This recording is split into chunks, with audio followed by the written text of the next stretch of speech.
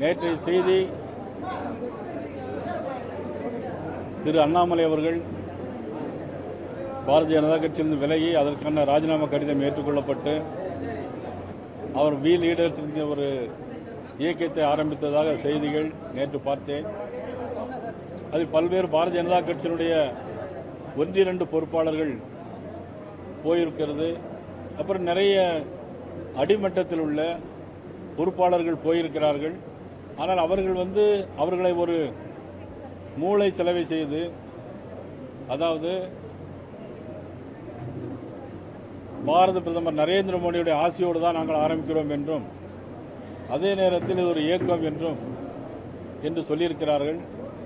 நான் பத்திரிகையில் ஊடகங்கள் வாயிலாக நான் தெரிவித்துக் கொள்வது, பாரத பிரதமர் நரேந்திர மோடியுடைய ஆசையோ, எங்களுடைய உள்துறை அமைச்சர் அமித்ஷாவுடைய ஆசையோ, தேசிய தலைவருடைய ஆசையோ, யாருடைய ஆசையும் எந்த இயக்கத்திற்கும் கிடையாது.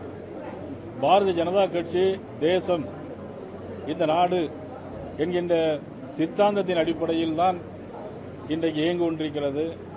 பாரதிய ஜனதா கட்சியை பொறுத்த மட்டிலும் எனக்கு முன்னாலே மூத்த தலைவர்கள், முதலமைச்சராக இருந்தவர்கள் கல்யாண சிங் அவர்கள், உமா பாரதி அவர்கள், ஜார்க்கண்ட் மாநிலத்தினுடைய மராட்டா பாண்டியா அவர்கள், இன்னும் நிறைய பேர்கள் இந்த இயக்கத்திலிருந்து வெளியே போய் திரும்பி இந்த இயக்கத்திற்கு வந்ததாகத்தான் வரலாறு இருக்கிறதே தவிர, இந்த இயக்கத்திலிருந்து போய்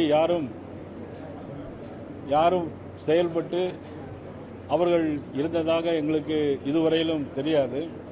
பாரதிய ஜனதா கட்சியுடைய தொண்டர்களுக்கு எனது அன்பான வேண்டுகோள், யாரும் எதையும் நம்பி நீங்கள் போக வேண்டிய அவசியம் இல்லை. யாருடைய ஆசீர்வாதமும் நிச்சயமாக எந்த இயக்கத்திற்கும் கிடையாது. இயக்கத்தில் இருப்பவர்கள் இது பாரதிய ஜனதா கட்சியுடைய தொண்டர்களாக நிச்சயமாக இருக்க முடியாது. பாரதிய ஜனதா கட்சியில் உள்ள இருப்பவர்கள் மட்டுமே இங்கே இருக்க முடியும். வேறு எந்த ஜாதி அமைப்புகளிலோ வேறு எந்த அமைப்புகளிலோ இருக்க முடியாது. ஆகவே யாரும் இதை நம்பி போக வேண்டாம் என்று நான் அன்போடு கேட்டுக்கொள்கிறேன்.